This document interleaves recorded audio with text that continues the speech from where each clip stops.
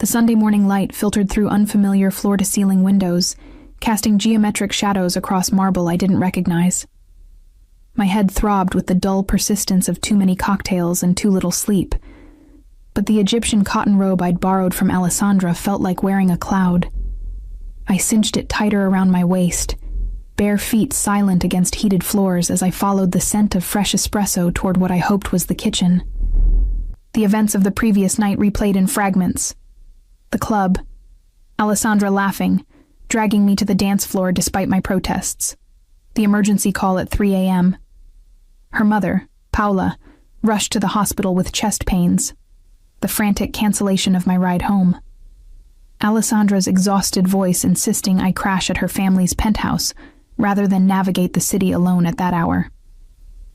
"Just sleep on the couch," she'd said, pressing keys into my palm. "Everyone's at the hospital. You'll have the place to yourself." Everyone. Right. I rounded the corner into a kitchen that belonged in an architectural magazine. All black granite and stainless steel, with a massive island that could seat 8. The espresso machine gleamed like a sculpture, and I'd managed to coax it into producing something drinkable after 5 minutes of button-pressing experimentation. Now I stood at that island, cup warming my hands, watching the city wake up 20 stories below. My restoration studio would be closed today. Sundays were sacred for someone who spent 6 days a week hunched over centuries-old manuscripts with magnifying glasses and delicate brushes. But my mind was already cataloging the week ahead. The 1847 poetry collection with water damage, the Renaissance cookbook whose binding needed complete reconstruction, the medieval illuminated page that... "Who are you?" The voice came from behind me, low and sharp as a blade drawn in darkness. I spun, espresso sloshing over the rim of my cup and burning my thumb. The man standing in the kitchen doorway made the expansive room feel suddenly smaller, like all the air had been sucked toward him and held captive. He was tall, well over 6 feet, with the kind of presence that made you step back without meaning to. Dark hair, slightly disheveled from sleep, fell across a forehead creased with what I recognized as controlled fury. He wore black sleep pants and nothing else, revealing a torso that suggested either religious dedication to a gym or a profession that required physical readiness. But it was his eyes that pinned me in place, dark, almost black, assessing me with the cold calculation of someone deciding if I was threat or nuisance. I'd never met him. 4 years of friendship with Alessandra, and I'd successfully avoided every family gathering, every holiday dinner, every casual mention of "you should come by the house."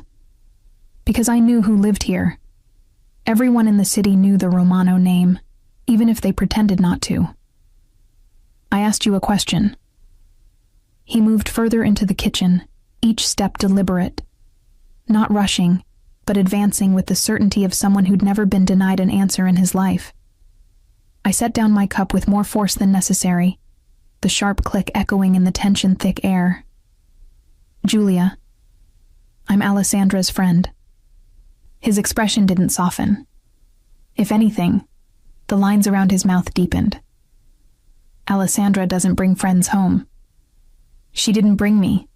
She lent me her couch after your mother's emergency last night." I crossed my arms, suddenly very aware I was wearing nothing but his sister's robe and yesterday's underwear. "I'm assuming you're the brother she spent 4 years making sure I never meet." Something flickered in those dark eyes. Surprise, maybe, or recognition that his sister had been as deliberate about keeping us apart as I'd been about avoiding him. "Giacomo," he said, but didn't extend his hand. Just stood there, bare-chested and imposing, studying me like I was a puzzle with pieces that didn't quite fit the picture he'd expected. I'd heard the name whispered in certain circles. Giacomo Romano, 34 years old. Took over the family business when his father, Giuseppe, stepped back 5 years ago. The business. Everyone knew what that meant, even if the tax return said real estate development and import-export consulting. "You're wearing my robe," he said. I looked down at the charcoal silk. Alessandra said, "That's mine." Hers are in the guest suite. She gave you mine. Heat crawled up my neck, but I refused to show embarrassment. Instead, I channeled every ounce of composure I used when dealing with museum curators who questioned my restoration methods. I'll return it once my clothes are dry. Your sister insisted on washing them because apparently I smelled like a distillery.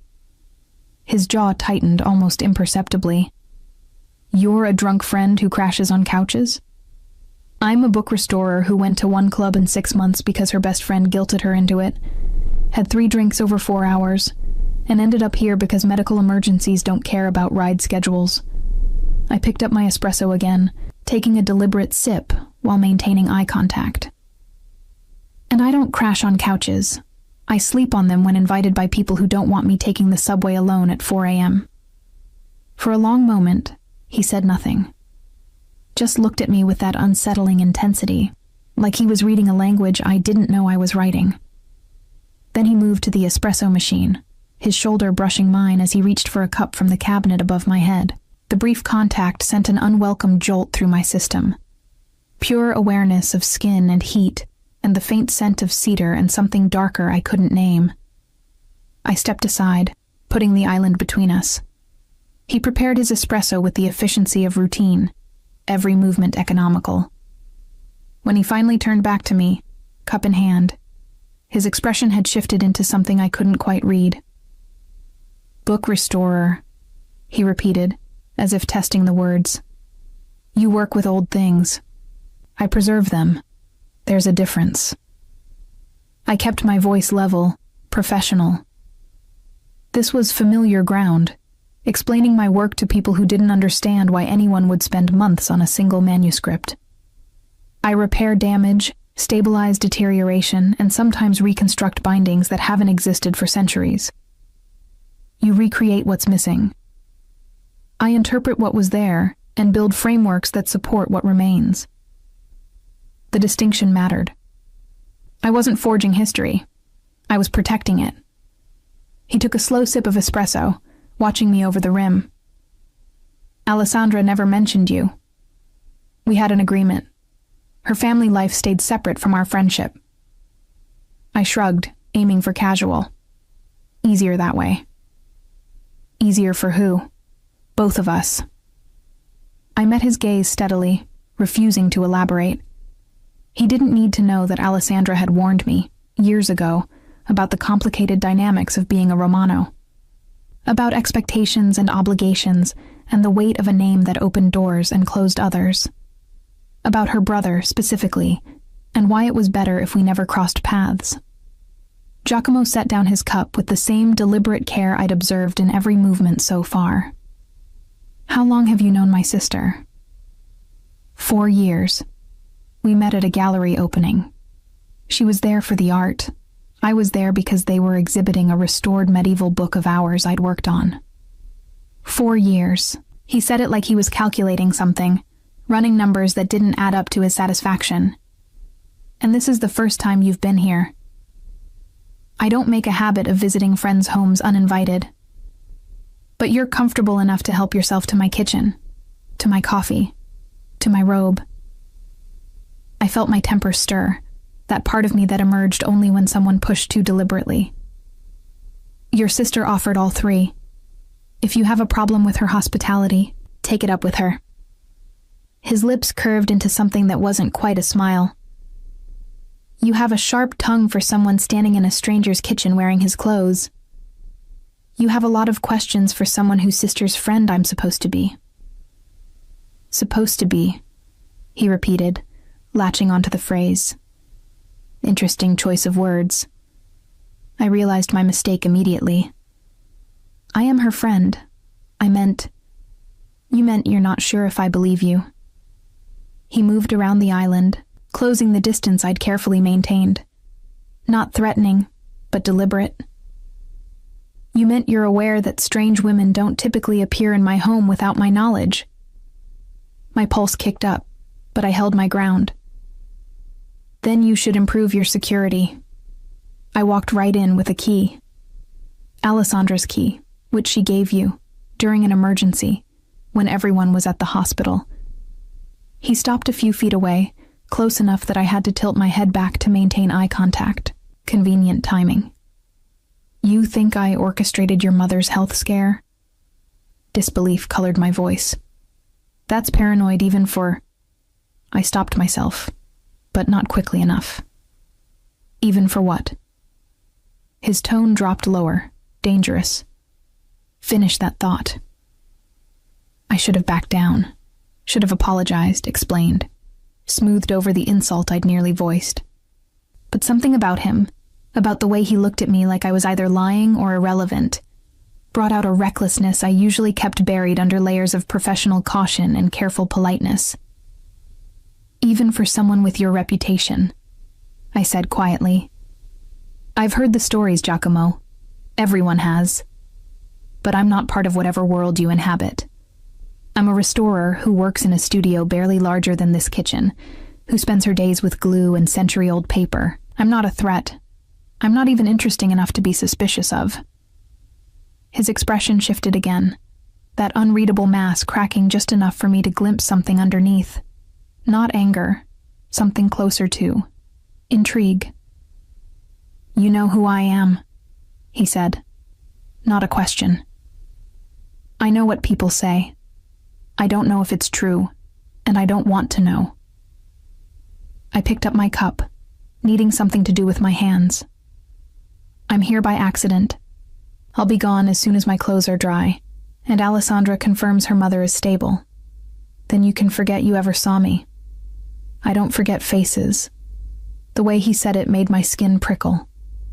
Not a threat, a statement of fact, delivered with the casual certainty of someone who'd trained himself to catalog and remember every detail. Before I could respond, my phone buzzed on the counter. Alessandra's name lit up the screen. I grabbed it, grateful for the interruption. Hey, how's your mom? False alarm, thank God. Panic attack, not cardiac. They're keeping her for observation, but she's okay. Alessandra's voice carried the exhausted relief of someone who'd spent hours in a hospital waiting room. I'm so sorry I abandoned you there. Did you sleep okay? I looked at Giacomo, who was watching me with that same unsettling focus. The couch was fine. Good. Listen, we're going to be here a few more hours. Can you stay put? I'll bring breakfast when I get back, and we can... Actually, I should probably head home. I have work to prep for tomorrow. Julia? Alessandra's tone shifted into something more serious. Did something happen? You sound weird. Nothing happened, I paused, choosing words carefully with her brother standing 3 feet away. I met Giacomo. Silence on the other end, then quietly. Oh. Yeah. Is he being an ass? Put him on. I'll tell him to. It's fine. We're fine. Just having coffee. I forced brightness into my voice. But I really should get going soon. Your clothes won't be dry for another hour at least. I put them through a second cycle because they really did smell like a bar floor. She hesitated. Look, Giacomo's bark is worse than his bite. Usually, just stay out of his way, and he'll leave you alone. I glanced at the man in question, who had moved to lean against the counter, arms crossed over his bare chest, clearly not planning to leave me alone anytime soon. Sure, I lied. I'll see you when you get back. I ended the call before she could press further. Giacomo raised an eyebrow. Lying to my sister? Omitting details? There's a difference. You seem to make a lot of distinctions. Precision matters in my work. In mine, too. He straightened, rolling his shoulders in a way that emphasized the breadth of them. Alessandra said I should leave you alone. That would be ideal. But I don't take orders from my little sister. He picked up his espresso cup, drained the last of it, and set it in the sink with careful deliberation. And I'm curious about the woman who's been her closest friend for 4 years without ever setting foot in this house. Some of us value privacy. Some of us have reasons for staying invisible. He turned back to face me fully. Which is it for you, Julia? The way he said my name, rolling the syllables with precision, tasting each one, made something in my chest tighten. I'd heard my name 1,000 times, but never quite like that. Never with that particular weight. I set down my empty cup, my restoration instincts kicking in. When faced with something fragile or dangerous, the best approach was careful handling and strategic retreat. "I'm going to check on my clothes," I said, moving toward the doorway. He didn't stop me, but his voice followed me out. "The laundry room is down the hall, third door on the left." I paused, glancing back. "How did you know I didn't know where it was?" His smile was slight, knowing. "Because if you knew this house well enough to find the laundry room, you'd know better than to use my espresso machine."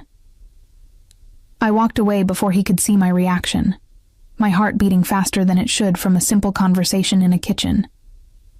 Behind me I heard him move, heard water running as he rinsed his cup. Normal.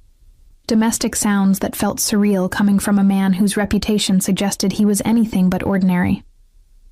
I found the laundry room exactly where he'd said, the machines humming with their final cycle.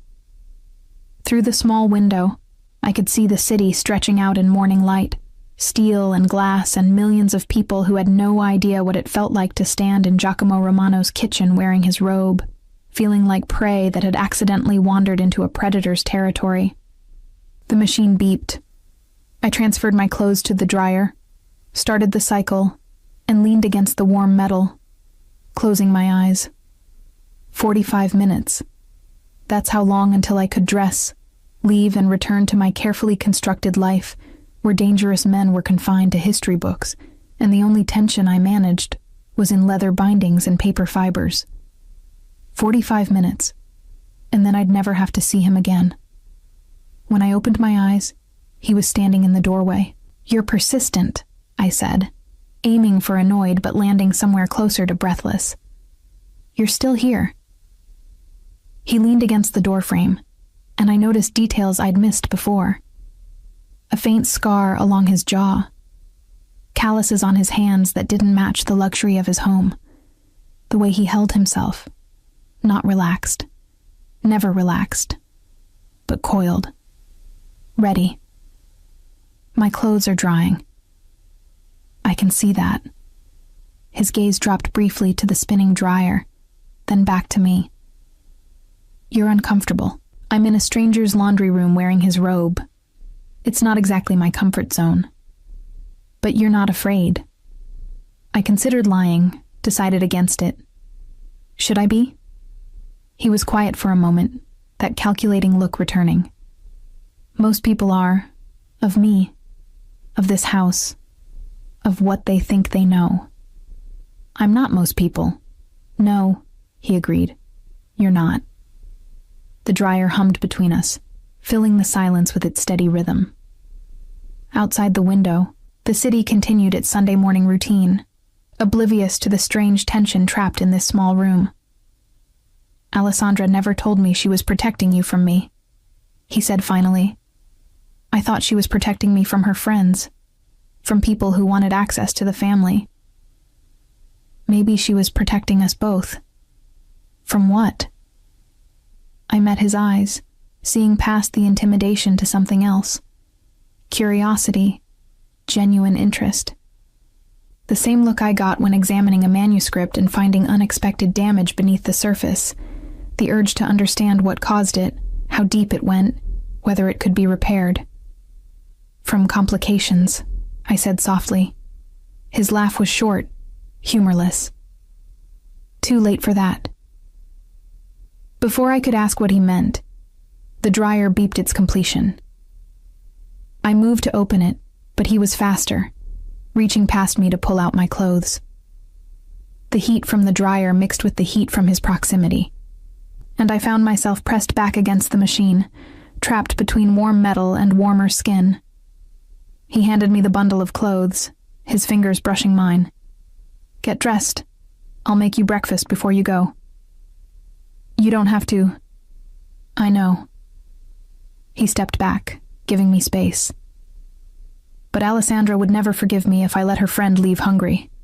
And despite what you might think, I'm not entirely uncivilized. Then he was gone, leaving me alone with my warm clothes and the lingering scent of cedar. I dressed quickly in the laundry room, grateful to be back in my own jeans and sweater, even if they were wrinkled from the dryer. The robe I folded carefully, running my fingers over the silk before setting it aside. When I returned to the kitchen, Giacomo had dressed, black jeans and a white Henley that somehow made him look more dangerous than the bare chest had. He was at the stove, doing something with eggs and vegetables that smelled impossible to resist. "Sit," he said without turning around. I sat at the island, watching him work. His movements were efficient, practiced. Not the cooking of someone who hired chefs, but of someone who'd learned by necessity. "You cook," I observed. Surprising? Unexpected. He glanced over his shoulder. I'm full of surprises. The omelet he slid in front of me 5 minutes later was perfect. Fluffy, golden, filled with herbs I couldn't name, but tasted like something between memory and promise. I ate in silence, aware of him watching me between sips of fresh espresso. When I finished, I pushed the plate away and met his gaze. "Thank you. For breakfast. For not throwing me out." "Why would I throw you out?" "Because I'm wearing your clothes, drinking your coffee, and apparently disrupting your Sunday morning routine." "You assume I have a routine." "Everyone has a routine. Mine is coffee, studio, 12 hours of meticulous work, home, sleep, repeat." I stood, collecting my plate. "What's yours?" He took the plate from my hands, his fingers lingering against mine a moment too long. "That depends on the day. Today's Sunday. Today my routine apparently includes interrogating my sister's friend in my kitchen." He rinsed the plate, set it in the dishwasher. "I haven't decided yet if that's an inconvenience or an opportunity." "Opportunity for what?" He turned to face me fully, and in the morning light streaming through those massive windows, I saw him clearly for the first time. Not just the intimidating presence or the dangerous reputation, but the man underneath. Tired, watchful, alone in a penthouse built for a family. "To understand why Alessandra kept you hidden," he said quietly, "and whether she was right to do it." Before I could respond, the front door opened. Alessandra's voice called out, "Julia, I'm back. Did my brother terrorize you? Or can I still claim he's human?" I looked at Giacomo, found him already looking at me with an expression I couldn't name. "We'll see," I murmured, then walked past him toward my friend's voice, feeling his eyes on me the entire way. 3 weeks passed before I saw him again. 3 weeks where I convinced myself the encounter had been a fluke, an accident of timing that would never repeat. I returned to my studio in the historic district, to the familiar smell of leather and aged paper, to the rhythm of careful work that required patience, measured in millimeters and hours, measured in breaths held while applying adhesive to surfaces that could disintegrate under the wrong pressure. Alessandra and I fell back into our usual pattern: coffee dates at our regular cafe, weekend gallery visits, long phone calls where she vented about family expectations, and I listened without pressing for details. She never mentioned that Sunday morning, and neither did I. Some things were easier left in the category of things that happened once and need never be discussed. But on a Thursday afternoon, as autumn rain streaked my studio windows, and I worked under the bright LED lamps that mimicked natural light, my phone buzzed with a text from an unknown number. "I need your professional expertise. Name your rate." G. I stared at the message for a full minute before responding. "How did you get this number?" "Alessandra's phone while she was in the bathroom." "How much do you charge for consultations?" The audacity should have annoyed me. Instead, I found myself almost smiling at the image of Giacomo Romano stealing his sister's phone like a teenager. $200 for consultations. $300 if you want me to actually touch anything. What kind of item? Old book. Possibly valuable. Possibly damaged beyond repair. I need someone who knows the difference. I set down my brush. My curiosity officially piqued. In my line of work, old book could mean anything from a Victorian novel to an illuminated manuscript worth more than my entire year's salary. Where is it? My office. Can you come tomorrow? 10 a.m. I should have said no. Should have recommended one of my colleagues. Maintained the distance Alessandra had wisely established. But the restorer in me couldn't resist the mystery of an unknown book.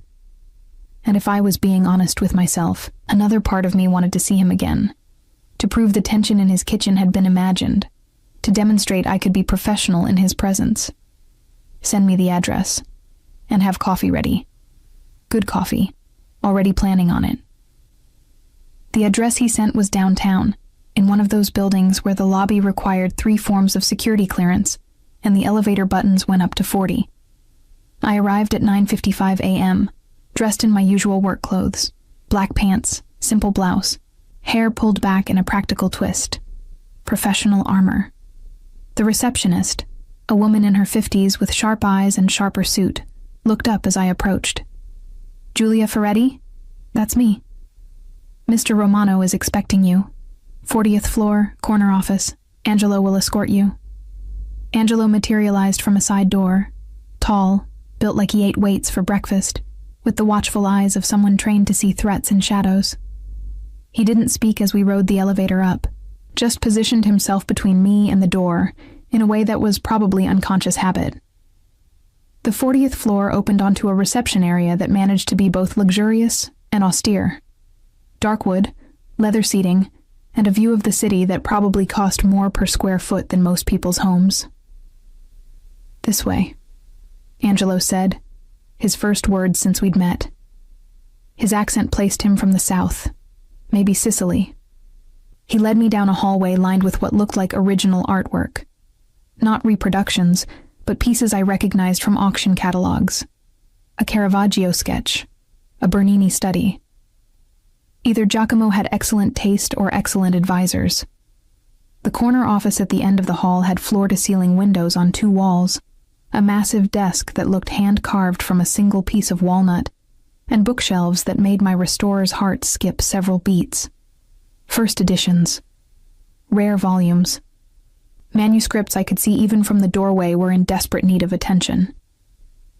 Giacomo stood at the window, phone to his ear, speaking rapid Italian too low for me to catch. He'd exchanged Sunday morning casual for what I assumed was his working uniform. Black suit, white shirt with the top 2 buttons undone, no tie. The kind of calculated informality that probably intimidated everyone he met. He turned as Angelo announced me, ending his call mid-sentence. Julia, punctual. You're paying by the hour. Seemed wasteful to be late. I stepped further into the office, my attention already drawn to the bookshelves. Are all of these yours? Collected over the years, some inherited, some acquired. He moved to his desk, where a cloth-wrapped bundle sat waiting. But this is what I need you to see. I approached carefully, setting down my equipment bag and pulling on the cotton gloves I always carried. May I? He gestured permission. I unwrapped the cloth slowly, and my breath caught. The book beneath was small, maybe 8 inches by 6, bound in leather that had once been dyed a rich burgundy, but had faded to mottled brown with age. The binding was loose, the spine cracked, but the craftsmanship visible in the hand-tooled cover design suggested something special. Where did you get this? I asked, carefully opening to the title page. My grandfather's estate. It was in a box of papers no one bothered sorting through until last month.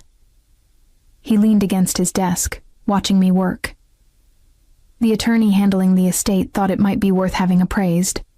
The title page was in Latin, hand-lettered in what looked like 15th century script. I felt my pulse quicken, the kind of excitement that came from recognizing something significant. This is a manuscript, I said softly, turning pages with the reverence they deserved. Not a printed book, hand-copied, probably by a monk or professional scribe. I examined the marginalia, the decorated initials. Late 1400s, I'd guess. Italian origin, based on the script style. What's it worth? I looked up, found him watching me with that same intense focus from his kitchen. Depends on what it is. Could be a few thousand if it's a common religious text. Could be 100,000 or more if it's something rare. I turned another page, squinted at the faded ink. I'd need to do a full assessment. Research the text, verify the age, check for any provenance documentation. How long? 2 weeks minimum for a preliminary assessment. Longer if you want a complete historical analysis and restoration plan. He nodded slowly. And if I wanted you to restore it? Return it to readable condition? Months, maybe a year, depending on the extent of damage. I closed the book carefully, running my gloved fingers over the cover. This kind of work can't be rushed. Every page needs individual attention. Every repair needs to be reversible in case future technology offers better solutions. You care about the future of books you'll never see again. It wasn't a question, but I answered anyway. I care about preservation. These objects survived centuries of war, weather, and neglect. If I can give them another few centuries, that matters. He studied me for a long moment. Most people in my experience only care about what benefits them directly. Then you're talking to the wrong people.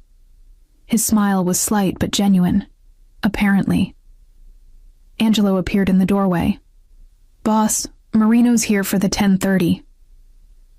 Giacomo's expression shifted instantly, from almost relaxed to entirely cold. Put him in conference room 2. I'll be there in 5.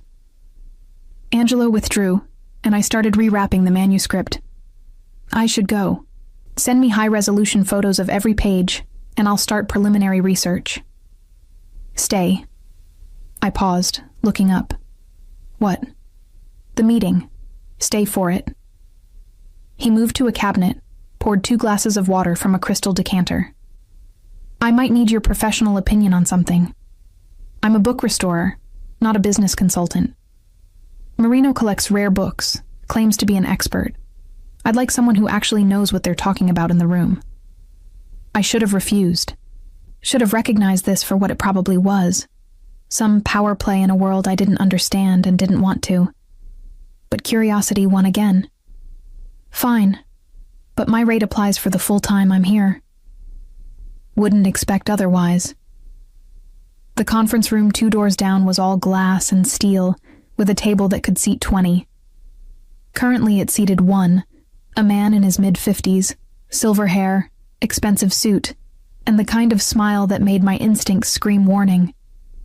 Fabiano, Giacomo said, his tone cordial but empty of warmth. Thank you for coming. Giacomo. Marino stood, extending his hand. They shook with the careful choreography of people who trusted each other about as far as they could throw pianos. I wasn't aware we'd have company. Julia Ferretti. She's consulting on some items from my grandfather's estate. Giacomo gestured for me to sit, took the chair at the head of the table. I thought her expertise might be relevant to our discussion. Marino's eyes assessed me with the quick calculation of someone used to identifying leverage. A pleasure. You're an appraiser? Restorer, I corrected. I work with manuscripts and rare books. Fascinating field. His smile widened. I'm something of a collector myself. Perhaps you've heard of my library? I had. Anyone in the rare book world had heard of Fabiano Marino's collection. Extensive, expensive, and rumored to include several items of questionable provenance. Your reputation precedes you, I said neutrally. Giacomo's mouth twitched, almost amusement at my diplomatic non-answer. The meeting that followed was a masterclass in veiled threats and careful negotiation. Marino wanted something. Property rights to a warehouse district near the docks. Giacomo had those rights and no apparent intention of selling. They danced around the issue for 20 minutes, each making offers that weren't really offers, suggesting compromises that weren't really compromises. I sat quietly, watching the performance. This was a different side of Giacomo, not the man who'd made me breakfast, but the one who controlled territories and commanded fear. His voice never rose, his expression never shifted, but authority radiated from him like heat from stone. Then Marino played what he clearly thought was his trump card. "I have something you might be interested in." He pulled out his phone, scrolled through photos, turned the screen toward Giacomo. A first edition Dante's Inferno, 1472. Authenticated. I'd be willing to trade it for the warehouse rights. Giacomo glanced at the photo, then at me. "Julia?" I leaned forward, examining the image on screen. The book looked right. Correct binding style, appropriate aging, the kind of piece that would make any collector salivate. But something was off. "May I?" I gestured for the phone. Marino handed it over, confidence written across his face. I zoomed in on the title page, examined the typography, the spacing, checked the image of the colophon, the printer's mark at the end. Then I handed the phone back. "It's a fake."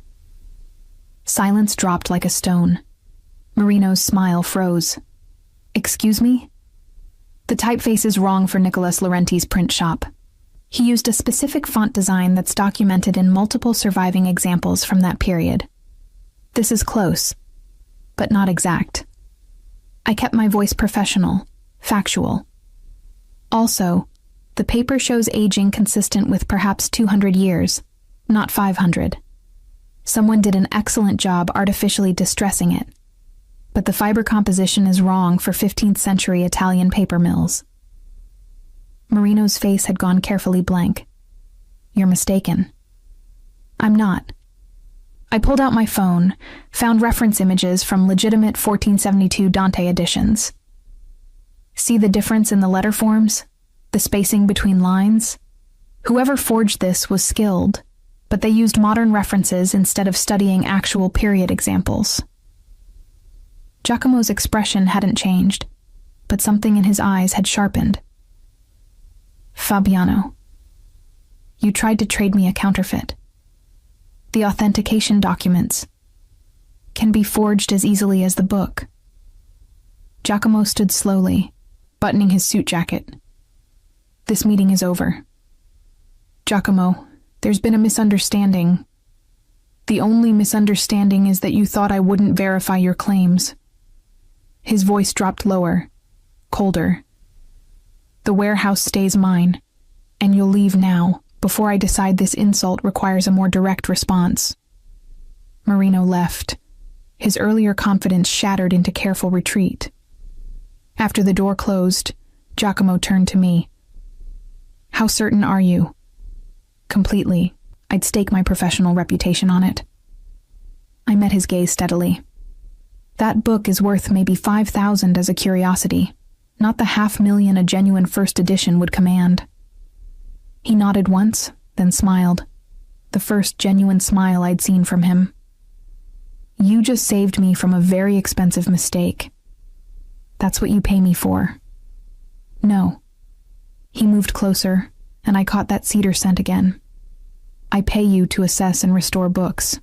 You just demonstrated you're worth significantly more than your hourly rate." My pulse kicked up, but I kept my expression neutral. "Flattery doesn't get you a discount." "Good. I don't want to discount you." Before I could parse that statement, my phone buzzed. Alessandra, asking if I wanted to grab lunch. I glanced at the time, 12:30 already. "I should go." "Let me buy you lunch, as thanks for the consultation." "You're already paying me $600 for 3 hours of work. Then let me buy you lunch because I want to." He tilted his head slightly, studying me. "Unless you're avoiding me." "Should I be?" "You tell me. You're the one who's been friends with my sister for 4 years while making sure we never met." Fair point. I considered my options, did the mental calculation. Lunch with Giacomo Romano would either demystify him, prove he was just a man with a dangerous job, or complicate things further. The smart choice was obvious. "One lunch?" I said. "Then I really do need to get back to my studio." "One lunch," he agreed. We went to a restaurant 3 blocks away, the kind of place with a single name on a brass plaque, no menu visible from the street, and a host who greeted Giacomo by name. They seated us at a table by the window, brought water and bread without being asked, and disappeared with the discretion of people who understood exactly who they were serving. "They know you here," I observed. "I own the building. The restaurant is a business investment." "Of course it is." Over lunch, some kind of risotto that melted on my tongue, wine I didn't ask the vintage of, we talked about books. Not his business, not my friendship with his sister, just the safe territory of manuscripts and history, and the strange satisfaction of restoration work. He asked intelligent questions, listened when I explained the difference between conservation and restoration, understood when I described the ethical debates in my field about how much intervention was too much. "You think about legacy," he said eventually, "about what you're leaving behind. Don't you?" He was quiet for a moment, his fingers tracing the stem of his wine glass. "My legacy is complicated. The family business, the name, the expectations." He looked up, met my eyes. "Sometimes I think it would be easier to preserve books than people. Books don't have competing interests and family obligations." "Exactly." Something in his voice made me ask, "Is that what the warehouse is about? Competing interests?" "Everything is about competing interests." He set down his glass. "Marino wants the docks because they're profitable. I keep them because letting him have them would signal weakness. It's a game where the rules are unwritten and the stakes are always higher than they appear." Sounds exhausting. "It is." He smiled slightly.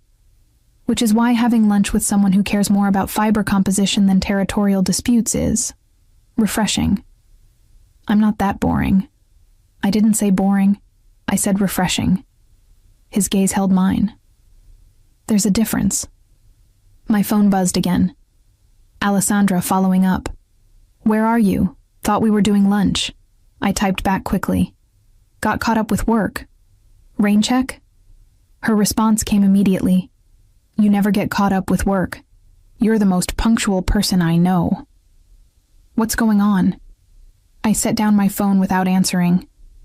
Giacomo had noticed. "My sister, wondering where I am. Are you going to tell her that I'm having lunch with you? Should I?" He considered this. "She'll find out eventually.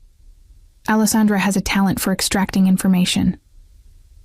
Then she can extract it. I'm not lying, but I'm not volunteering details either. Diplomatic. Practical. She kept us apart for a reason. I'm not eager to explain why I'm ignoring that wisdom." "And why are you?" He leaned forward slightly. "Ignoring it. I should have had an answer ready. Should have prepared some professional justification, some practical reason. Instead, I found myself being honest. Because you're more interesting than I expected. And because I spent 4 years avoiding you based on stories. And I'm curious if the reality matches the reputation. And does it? I don't know yet. You made me breakfast and bought me lunch. Hard to be terrified of someone who feeds me." His laugh was genuine, surprising. "That's your metric? Whether I'm dangerous depends on whether I've provided meals. It's as good a metric as any." We finished lunch, and he walked me back toward my studio. 2 blocks from my building, we passed a bookstore, one of those rare places that still sold actual antiquarian volumes, instead of coffee table books and bestsellers. I paused at the window, caught by a display of medieval manuscripts, facsimiles probably, but beautifully done. "You want to go in?" Giacomo observed. "I always want to go in. I practically live in places like this." I glanced at him.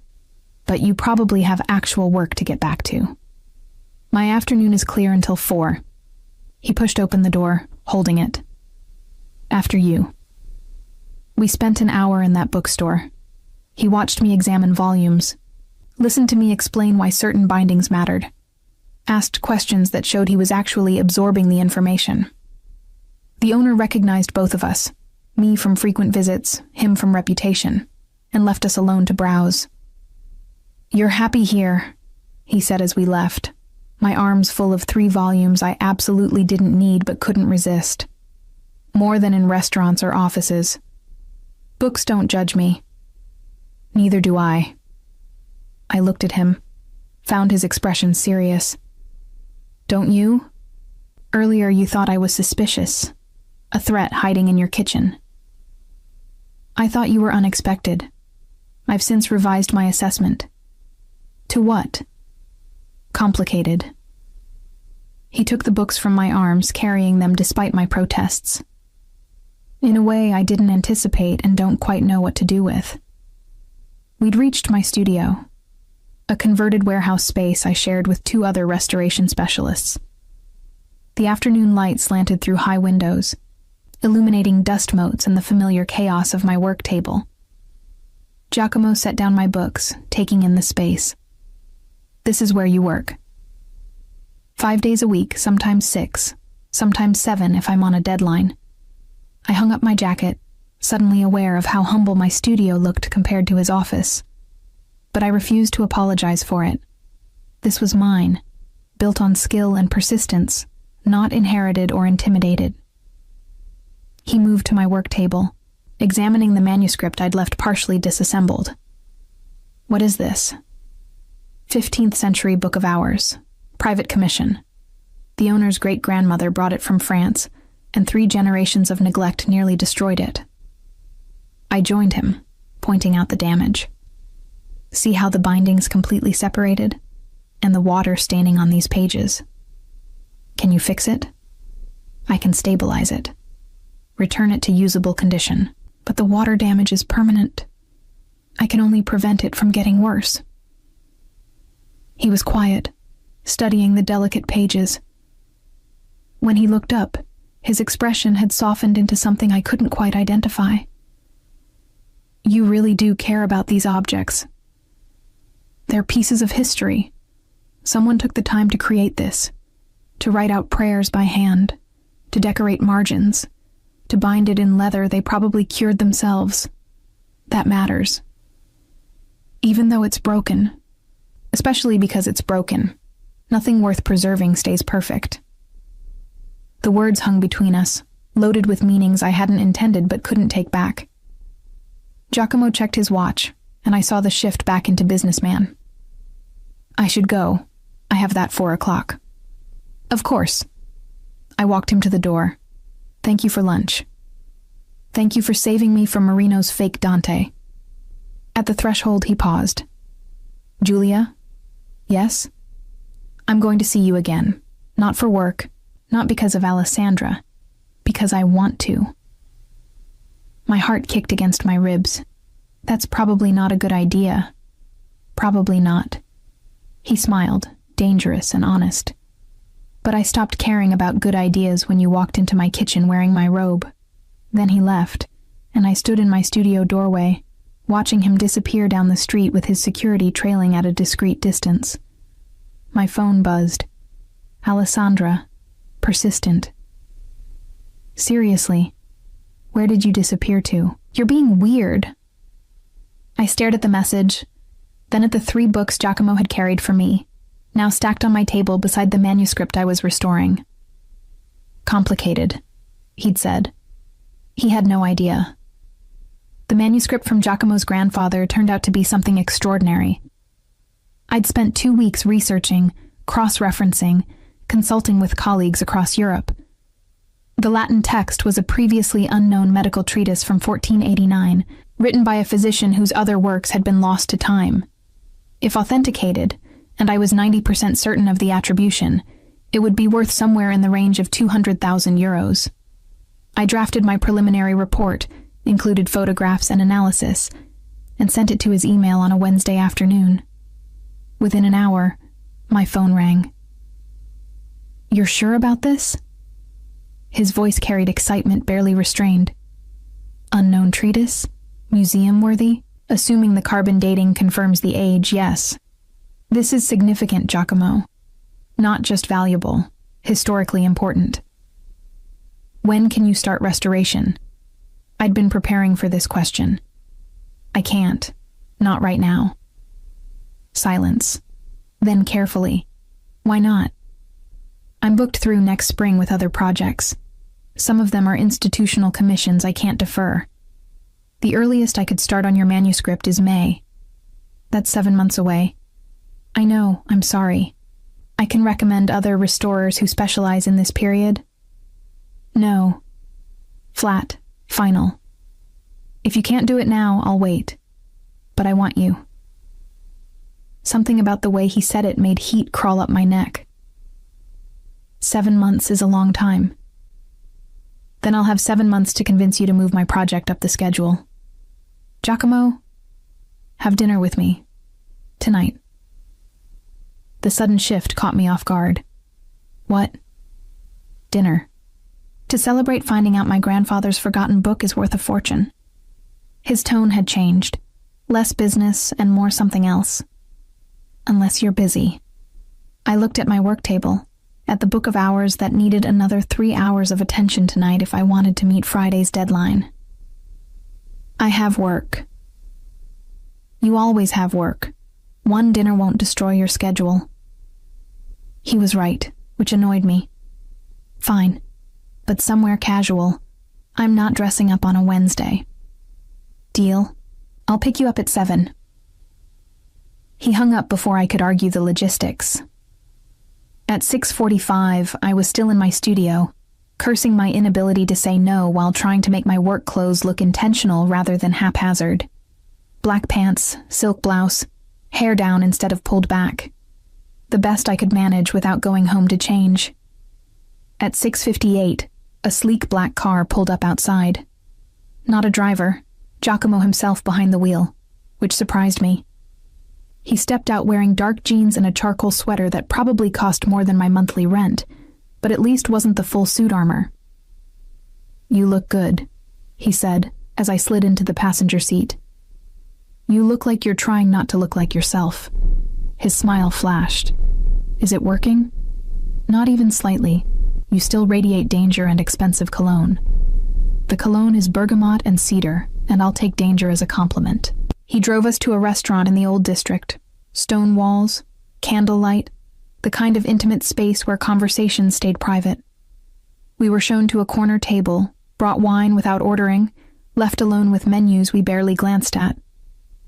Tell me about the manuscript, he said once we'd both settled. The parts you left out of the report. So I did. Explained the physician's background, the context of late 15th century medical knowledge, why this particular text mattered in the history of anatomy and treatment. He listened with complete focus, asking questions that showed genuine interest rather than polite engagement. You light up when you talk about this, he observed. Your whole face changes. This is what I love. Discovering lost knowledge, preserving it for people who'll come after us. No desire for fame, recognition. I get recognition in my field. That's enough. I took a sip of wine, studying him over the rim. What about you? You inherited this empire. Did you want it? His expression shifted, became more guarded.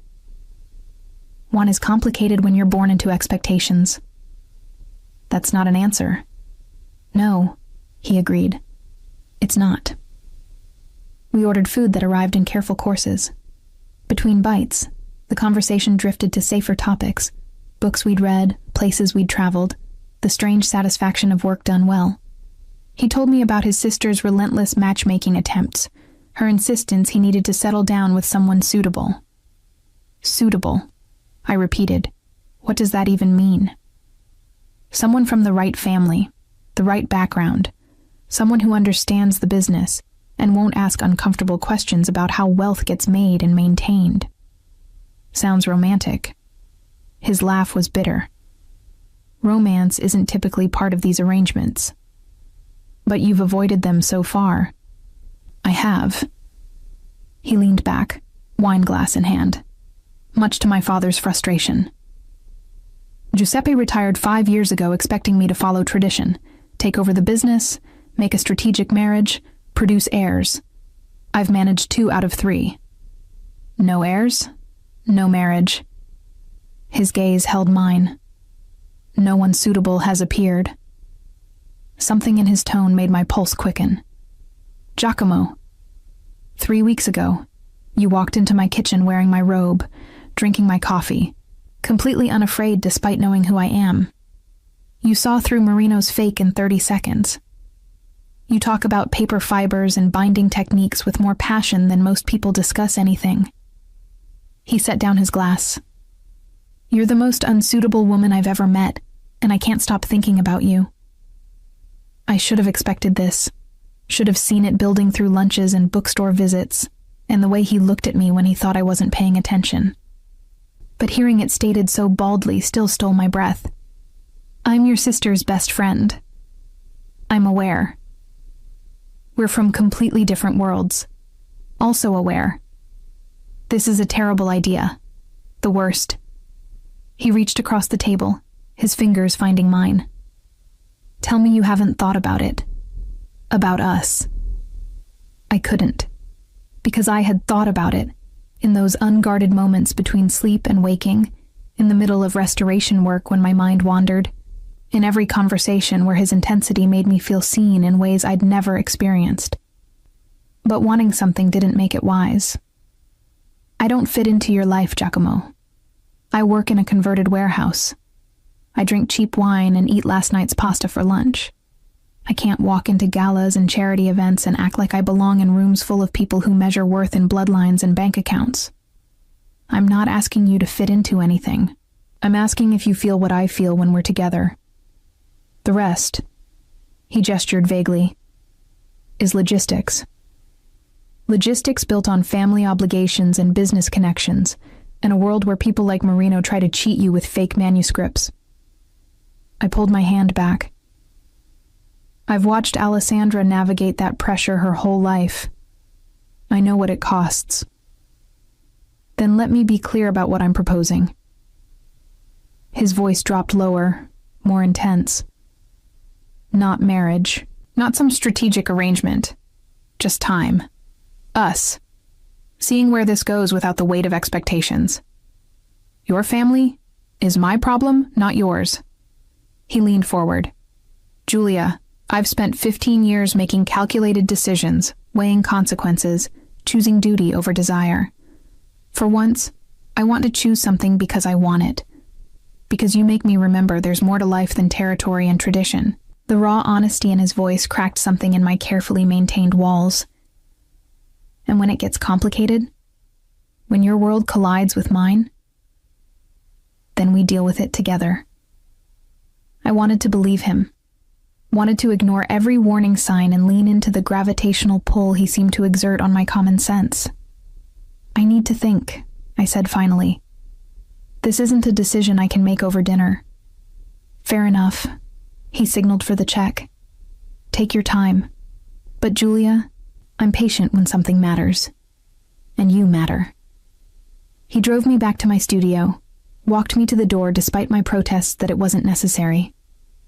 Under the streetlight, he looked younger somehow, less the intimidating businessman, and more just a man hoping for an answer he wanted. I mean it, he said. No pressure. Think about what you want, not what you think you should want. Then he left, and I climbed to my studio, my mind spinning through implications and possibilities, and the memory of his hand covering mine. I called Alessandra before I could talk myself out of it. Hey, she answered, sounding distracted. What's up? I need to tell you something, and you're going to be angry. Her attention sharpened. What did you do? I've been seeing your brother. Not seeing exactly, but spending time with. He hired me to assess a manuscript, and then we had lunch, and then dinner tonight. And, wait, what? Her voice rose. Giacomo? My brother Giacomo? How many brothers do you have? One is more than enough. I heard her moving, a door closing. Are you serious right now? When? How? Why didn't you tell me? It just happened. Started happening. After that Sunday, I stayed over. I paced my studio, phone pressed to my ear. He found my number, asked me to look at a book, and it spiraled from there. She was quiet for a long moment. When she spoke again, her voice had gone flat. He asked you out. He did. And you said yes. Eventually. Julia. She sounded tired. Do you have any idea what you're getting into? Some. Maybe, I don't know. I stopped pacing, pressed my forehead against the cool glass of my window. That's why I'm calling. You kept us apart for 4 years. Tell me why. Really why? Another pause, then a sigh. Because he's complicated in ways you can't understand until you're already tangled up in them. Because his world has rules that don't make sense until you've broken them and seen the consequences. Because... Her voice cracked slightly. Because I love you both, and I don't want to watch what happens when your world collides with his. He said the same thing, about logistics. Logistics? She laughed, but there was no humor in it. Is that what he called it? Julia, my brother's logistics include family expectations dating back generations, business arrangements built on violence and intimidation, and enough complications to sink anyone who gets too close without understanding the weight. He said he wants me anyway, despite all of that. Of course he does. You're brilliant and genuine and everything he's never had in his carefully controlled life. You're exactly the kind of complication he'd choose. Her tone softened. But that doesn't mean it's safe for you. I don't want safe. I want honest. Then here's honesty. Giacomo Romano doesn't do casual. If you say yes to him, you're saying yes to everything that comes with him. And once you're in, getting out is significantly more complicated than walking away. You make it sound like a trap. Not a trap. A choice with consequences. I just want you to make it with your eyes open. We talked for another hour. Alessandra filling in details about her family's business, about the pressure Giacomo had been under since taking over, about the arranged marriage their father had been pushing, about Giacomo's track record with relationships, brief, strategic, carefully contained. He's never brought anyone around the family, she said. Never introduced us to anyone who mattered. If he's serious about you, Julia, it means something. I'm just not sure what yet. After we hung up, I stood at my window for a long time, watching the city lights blur in the distance. The smart choice was clear. Thank Giacomo for the dinner, maintain a professional relationship around the manuscript, and return to my carefully ordered life, where the biggest risk was accidentally damaging a centuries-old page. The other choice, the one that made my heart race and my common sense scream warnings, was to say yes. To see where this strange connection led, consequences be damned. I didn't sleep that night. Instead, I worked on the Book of Hours, my hands moving through familiar motions while my mind raced through scenarios and outcomes. By dawn, I'd made my decision. I texted him at 7 a.m. One condition. When this gets complicated, not if, when, you don't hide me from the complications. I'm in this with eyes open or not at all. His response came within minutes. Deal. Have dinner with me tonight. Somewhere we can actually talk about what this means. Not dinner. Come to my studio at noon. I'll make lunch. If we're doing this, you see my world too. I'll be there. At exactly noon, he knocked on my studio door. I let him in, gestured to the makeshift kitchen area where I'd set up lunch. Nothing fancy, just pasta and salad and bread from the bakery down the street. This is your world, he said, looking around at my workspace with its careful chaos of tools and books and works in progress. This is my world.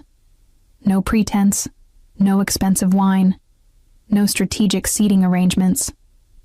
Just work and food and honesty. We ate at my work table, pushed to make room for plates. And between bites, we negotiated. What we wanted, time together, honesty, the freedom to see where this connection led. What we needed, boundaries with Alessandra, discretion around his business, understanding that my work came first just as his did. What we feared, his family's reaction, the inevitable collision of our different worlds, the possibility that wanting something wasn't enough to make it work. I can't promise this will be easy, he said, pushing his empty plate aside. My life comes with complications you haven't seen yet. And my life comes with a complete inability to compromise on my work and a stubborn streak that drives most people crazy. I met his eyes. But I want to try. If you're willing to be patient with me learning to navigate your world, then we have a deal. He extended his hand across the table, formal and slightly ridiculous in the context. I took it, felt the warm grip that sealed something neither of us fully understood yet. One more thing, I said. We tell Alessandra together. I don't want her finding out from someone else or feeling like we went behind her back more than we already have. He nodded. This weekend, we'll take her to dinner and explain. What we didn't know, as we shook hands over lunch in my studio, was that Alessandra had already set something in motion that would complicate things far beyond what either of us had anticipated.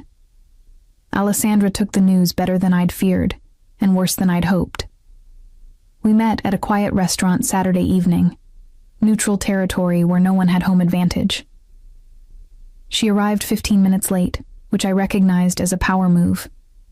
Her brother recognized it too, if the slight tightening around his eyes was any indication. So, she said, settling into her chair and immediately ordering wine. You're dating.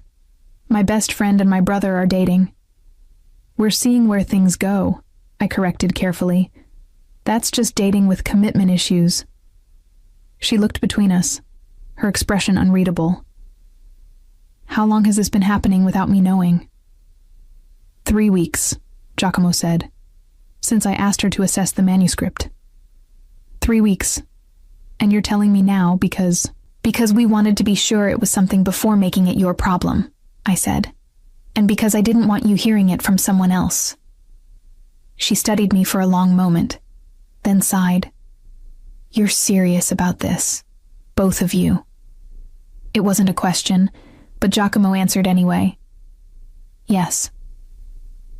Then I have something to tell you both, something I did before I knew about this development. She took a long drink of wine. Papa's been pressuring Giacomo about the Marino alliance, about marrying into their family to solidify business connections. I know, Giacomo said flatly. I've been refusing for 2 years. Right. But 2 weeks ago, after the Fabiano situation, Papa got more insistent, said you were making enemies instead of allies, that your refusal to marry was becoming a liability. She looked at me apologetically. I panicked. I told him you were already seeing someone seriously, that an announcement was imminent. My stomach dropped. Alessandra, what? I thought I was buying time. I figured you'd date some society woman eventually, and I could claim I'd been talking about her. She grimaced. I didn't know you were actually with Julia. Giacomo had gone very still. What exactly did you tell him? That you'd been seeing someone for months, that it was serious enough you were considering marriage, that she was from a good family, educated, respectable. Alessandra's voice dropped. I may have implied she was from one of the connected families, not Marino, but someone equally strategic. I'm a book restorer, I said faintly. I work in a warehouse. My family owns a bakery in Tuscany. I know, which is why this is a problem.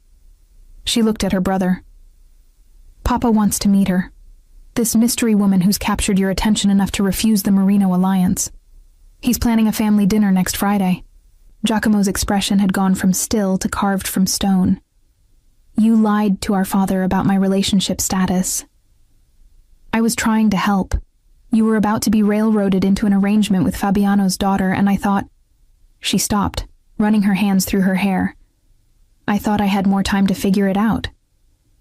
So now we have a choice, Giacomo said, his voice dangerously calm. I tell Papa the truth, that there is no fiancé, that Alessandra lied, and deal with the fallout. Or you bring Giulia and pretend she's the woman I described, Alessandra finished miserably. Which is insane, I know, but no. I stood up, my chair scraping against the floor. Absolutely not. I'm not playing some game with your family, pretending to be someone I'm not. Giacomo caught my wrist gently. Giulia, sit. Let's think about this. There's nothing to think about. This is exactly the kind of complication I stopped, seeing Alessandra's stricken expression, Giacomo's careful calculation. This is insane. It is, he agreed.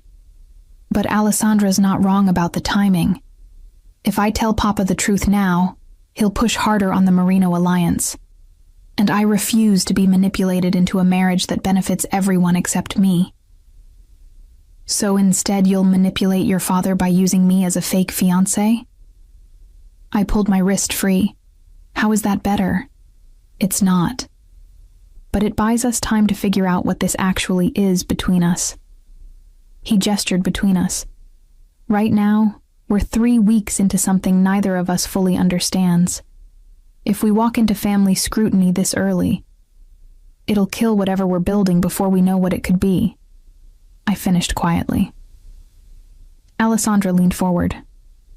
I have an idea. A way to make this work temporarily. I'm almost afraid to ask, I said, but sat back down. We don't lie exactly. We just present the truth differently. She looked at me. Your family does own a bakery, right? In Tuscany? A small one.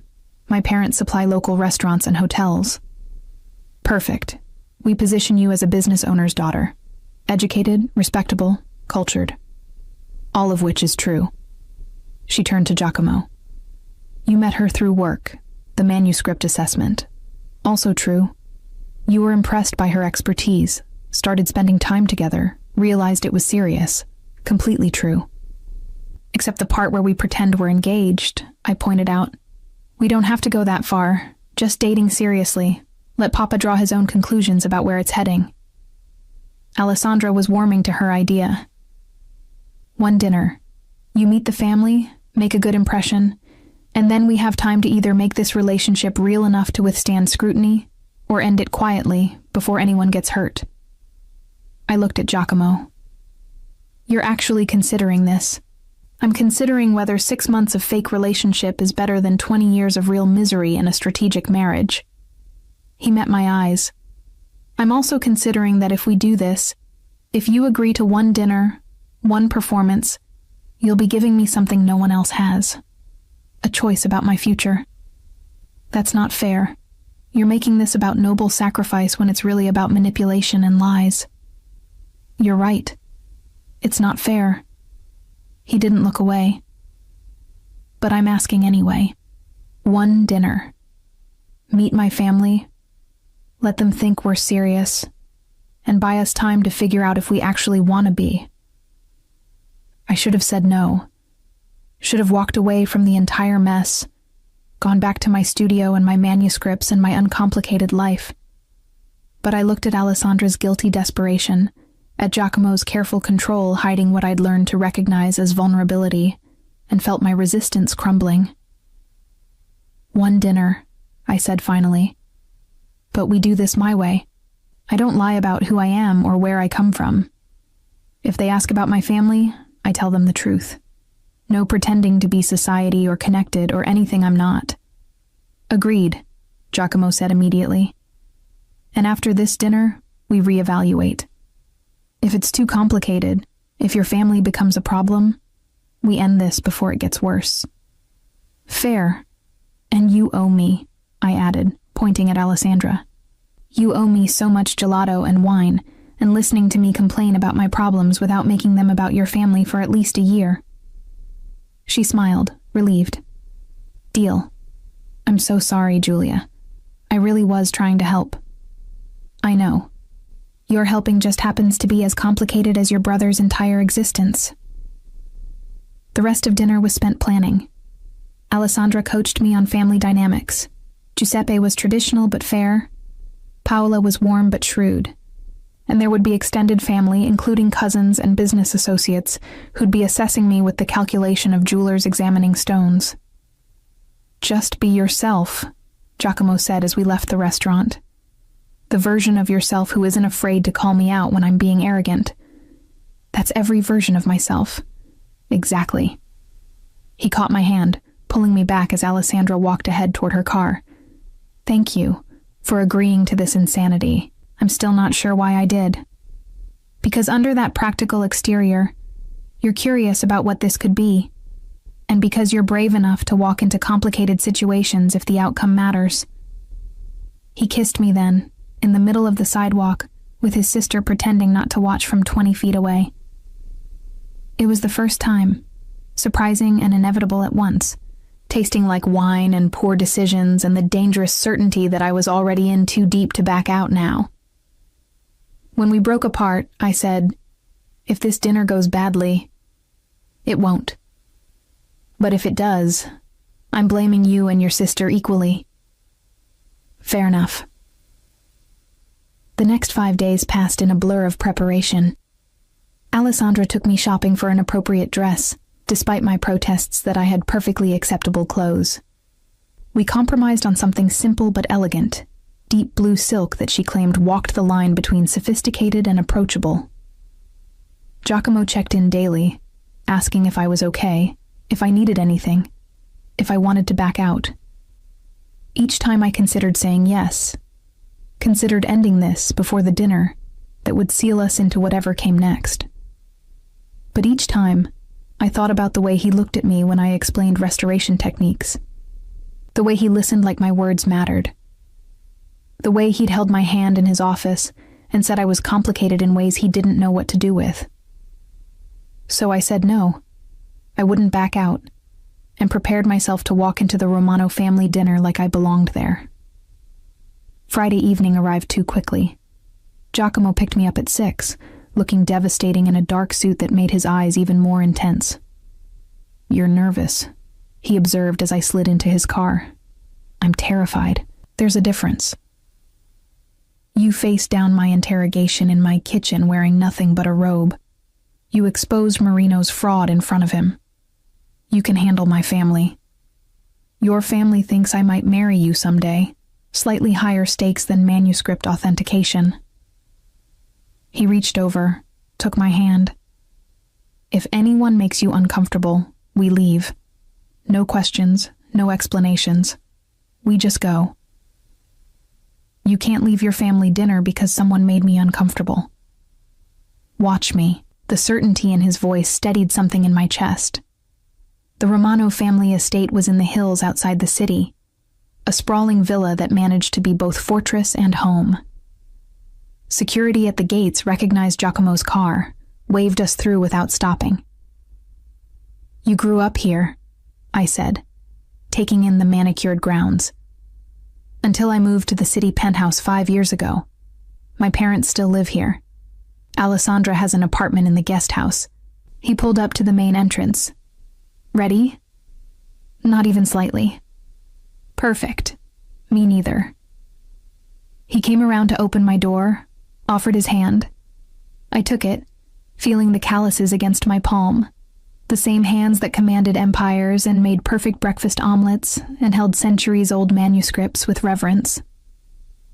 Giuseppe and Paola Romano waited in the entrance hall, him tall and silver-haired with Giacomo's same intensity, her elegant and warm with Alessandra's smile. Behind them stood what appeared to be half of extended family, and several people I assumed were business associates. Papa, Mamma, Giacomo said, his hand firm at the small of my back. This is Giulia Ferretti. I extended my hand, channeling every ounce of confidence I'd learned from years of presenting restoration proposals to skeptical museum boards. It's a pleasure to meet you both. Thank you for inviting me.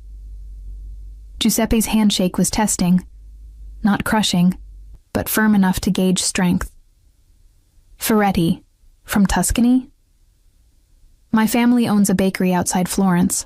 Small operation, but we've supplied regional restaurants for 3 generations. Honest work. He studied me with the same assessing look his son had perfected. And you're a restorer. Books and manuscripts. Yes, I specialize in medieval and Renaissance texts, though I work with volumes from any period that need attention. Paola stepped forward, taking both my hands in hers. And you've been seeing our stubborn son for how long? 3 months, I lied smoothly, using Alessandra's timeline. We met when he asked me to assess a manuscript from his grandfather's estate. 3 months and we're only meeting you now? Paola shot her son a look. Giacomo, you're terrible at sharing good news. I wanted to be sure Giulia could tolerate the family before subjecting her to full Romano scrutiny, he said dryly. Smart man. Paola linked her arm through mine, leading me toward what appeared to be a formal dining room. Come, tell me everything. Giacomo's been impossible about details. The dinner was exactly as complicated as I'd feared.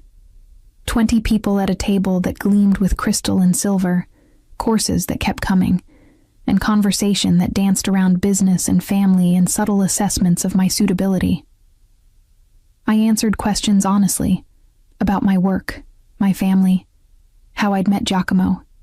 I asked questions too, showing interest in the family business ventures that were legitimate, steering conversations away from areas I didn't want to explore. And through it all, Giacomo stayed close. A hand at my back when we moved between rooms. A slight smile when I held my own against his cousin's probing questions about restoration ethics. A look that said you're doing perfectly when I caught his eye across the table. By dessert, I'd charmed Paola, earned Giuseppe's grudging respect, and won over most of the extended family. Only Angelo, Giacomo's head of security, who I recognized from his office, watched me with continued wariness. After dinner, Giuseppe pulled Giacomo aside for private conversation. I found myself on the terrace with Paola and Alessandra, looking out over city lights in the distance. You're good for him, Paola said suddenly. I haven't seen Giacomo this relaxed in years. We're still getting to know each other, I said carefully. But you're serious about him. I can see it. She patted my hand. Good. He needs someone who doesn't want him for his name or his money. Someone who sees the man underneath all the complications. Guilt twisted in my chest, because I did see that man. But she didn't know the relationship was less than a month old and built on her daughter's well-intentioned lies. When Giacomo returned, his expression was unreadable. Papa wants to meet with you tomorrow. Just you. Why? To discuss your intentions regarding his son, I imagine. He smiled slightly. He's old-fashioned about these things. Giacomo, you don't have to go. I can tell him it's too soon for that conversation. I thought about walking away, about ending this before the lies compounded into something unrecoverable. But I also thought about Paola's words, about Giacomo's careful protection of me all evening, about the fact that somewhere in the last month, this had stopped being entirely fake. I'll meet with him, I said.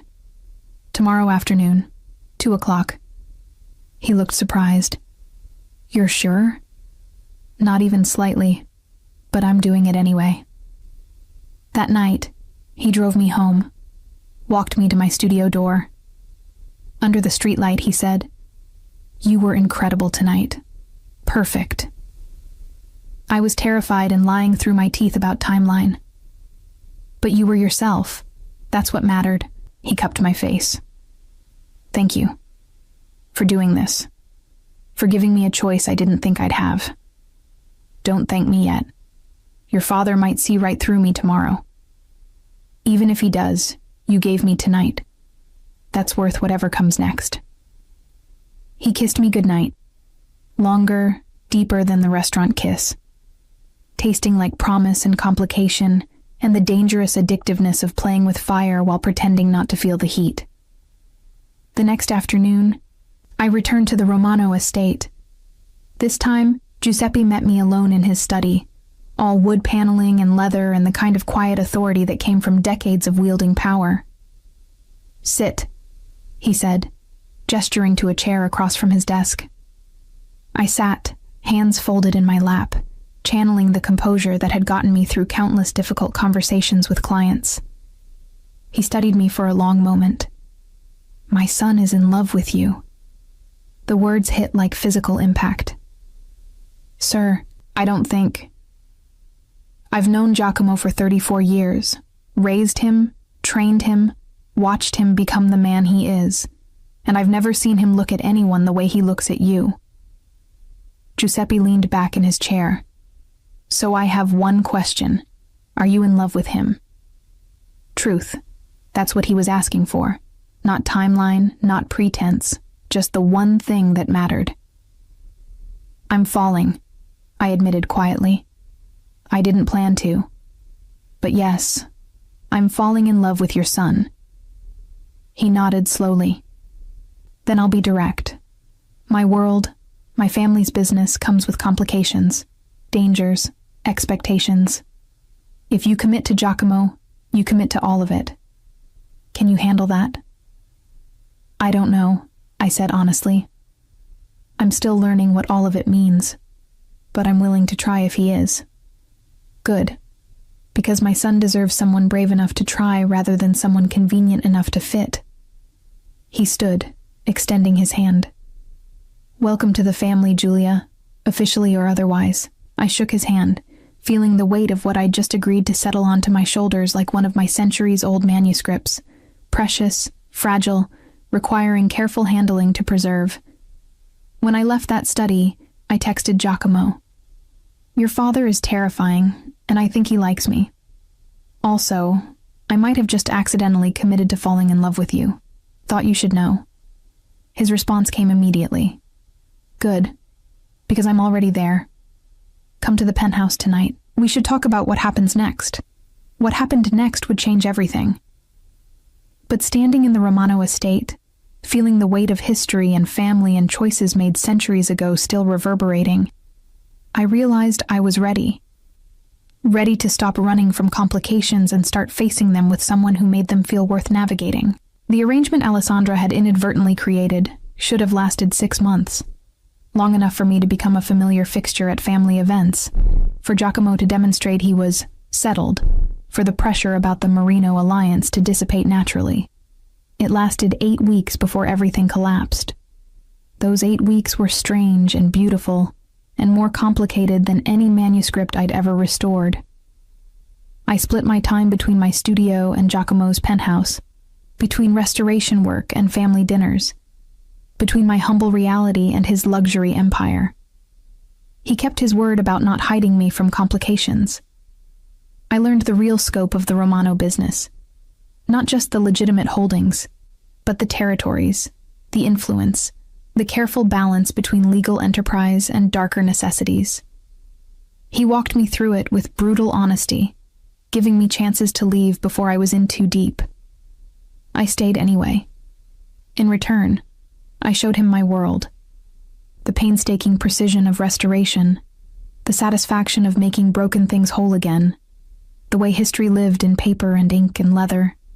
He'd appear at my studio with coffee, sit quietly while I worked, ask questions that showed he understood the craft behind the art.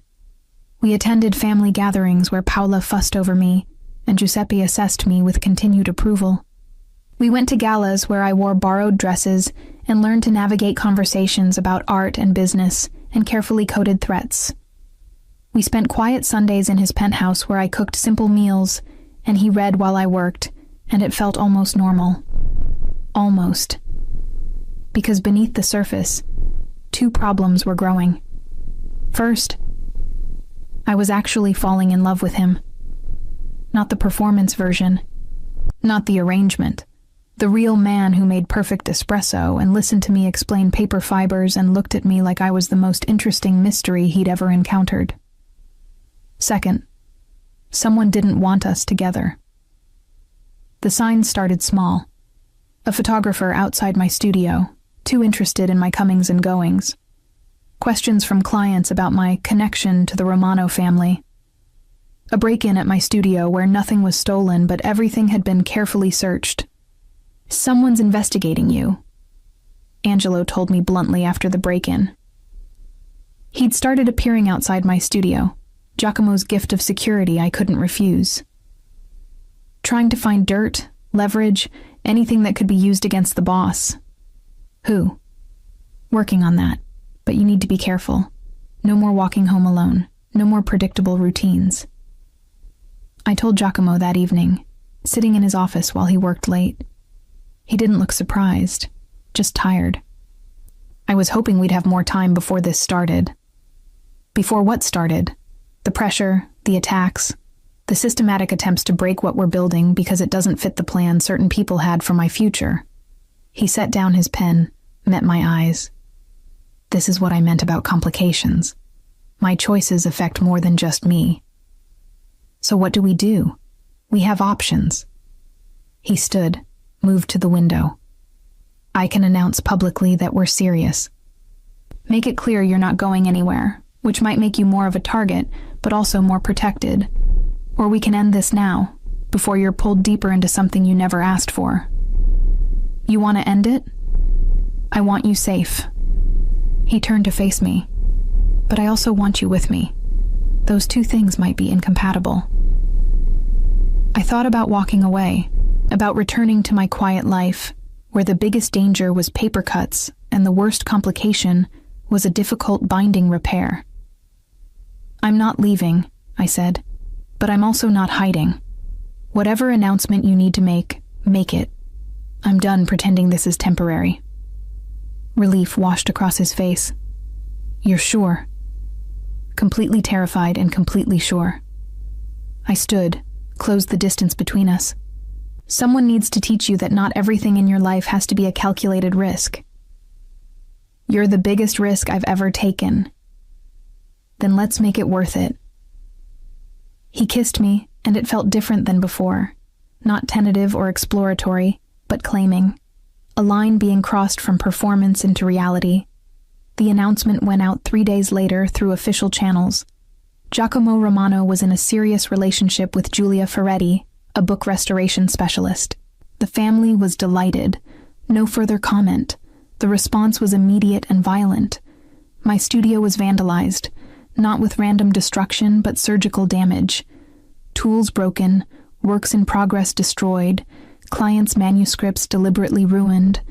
Decades of reputation decimated in one night. I stood in the wreckage the next morning, Angelo beside me, trying not to cry at the loss. Not just money, though that was devastating, but trust. The sacred bond between restorer and client, shattered because someone wanted to hurt Giacomo through me. He arrived 20 minutes later, took one look at the damage, and his expression went arctic. Angelo, find out who did this. Already working on it, boss. Work faster. Giacomo turned to me, his voice gentling. Giulia, don't say you're sorry. Don't say you should have protected me better. Don't make this about guilt. I gestured at the destruction. Just tell me we're going to fix it. We will. I'll compensate every client personally. We'll rebuild your equipment, your workspace, everything. He pulled me against him, and I let myself lean into his strength. But right now, you're coming home with me. Not the penthouse, somewhere safer. I'm not hiding. You're not hiding. You're being strategic. There's a difference. He took me to a property I didn't know he owned, a restored farmhouse outside the city, isolated and secure. Alessandra was already there, having been moved the same day my studio was hit. They're escalating, she said bluntly. Whoever's behind this wants to prove you're a liability, Giacomo, that protecting Giulia costs too much. Then they've miscalculated. He was on his phone, issuing orders I only half heard. Because now I'm not just protecting her, I'm hunting whoever did this. Over the next week, the full scope of the Romano Empire became visible. Angelo and his team worked with efficiency that suggested this wasn't their first investigation. Giacomo made calls, called in favors, applied pressure through channels I didn't fully understand. I stayed at the farmhouse with Alessandra, working on what manuscripts I'd managed to save, trying not to feel like a prisoner in protective custody. "I'm sorry," Alessandra said one evening, the guilt written across her face. "This is my fault. If I hadn't lied to Papa—" "This would have happened anyway," I interrupted. "Maybe later, maybe differently, but anyone who got close to your brother would become a target. At least this way, we knew what we were walking into." "Did we, though? Did you really understand what you were agreeing to?" I thought about my destroyed studio, my compromised safety, the way my simple life had exploded into chaos. "No. But I'm learning." The breakthrough came on day 6. Angelo appeared at the farmhouse with news that made Giacomo's expression shift from controlled fury into something colder. "It was Claudio Marino's daughter," Angelo reported. "Giovanna. She hired professionals to send a message about the broken engagement understanding." "There was no engagement understanding," Giacomo said flatly. "Her father led her to believe there was, that the marriage was agreed upon, just waiting for official announcement. When you started appearing publicly with Giulia instead." Angelo shrugged. "She decided to eliminate the competition." I felt cold. "She destroyed my studio because she thought we were engaged? She destroyed your studio because you represented everything she'd been promised and lost." Angelo pulled out his phone, showing surveillance footage. "We have her on camera directing the professionals. Enough for charges if you want to press them." "No charges," Giacomo said immediately. "We handle this internally." "What does that mean?" I asked. He looked at me, and I saw the man beneath the businessman, the one who'd been trained since childhood to solve problems with violence when necessary. "It means I'm going to have a conversation with Fabiano Marino about controlling his daughter's behavior. And if he can't, I will. Giacomo, this isn't negotiable, Giulia. She came after you because of me. That requires a response. A response, not a war. Trust me to know the difference." I did trust him. That was the terrifying part. I trusted this man who operated in a world where handling things internally meant something far different than legal recourse. The meeting with Fabiano Marino happened 2 days later, at a neutral location with both families' security present. I wasn't invited, but Alessandra filled me in afterward. "Giacomo was controlled," she said carefully, "but scary. Told Fabiano that any further action against you would be considered an act against the entire Romano family, that Giovanna needed to be sent away until she learned to manage her disappointment like an adult. And Marino agreed? He didn't have a choice. Giacomo made it clear this was the peaceful option." She paused.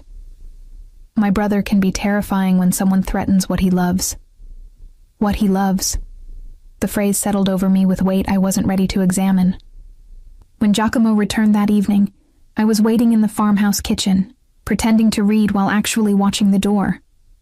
"It's handled," he said, collapsing onto the couch beside me. "Giovanna's being sent to their family estate in Sicily. Marino will compensate you for the damage.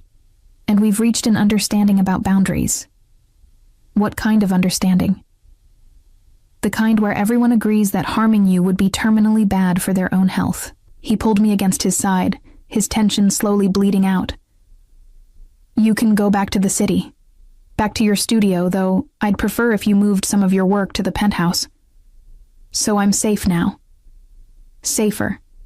You're always going to have some risk being with me. But the immediate threat is neutralized." I should have felt relieved. Instead, I felt angry. This is your life.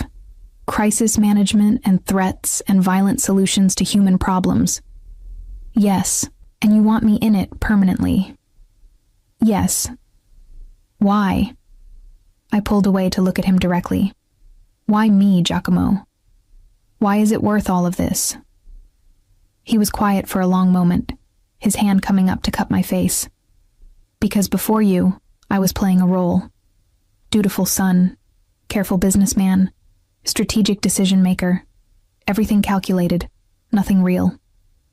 And then you crashed into my life wearing my robe and drinking my coffee and calling me paranoid to my face, and suddenly I remembered what it felt like to want something that wasn't part of the plan.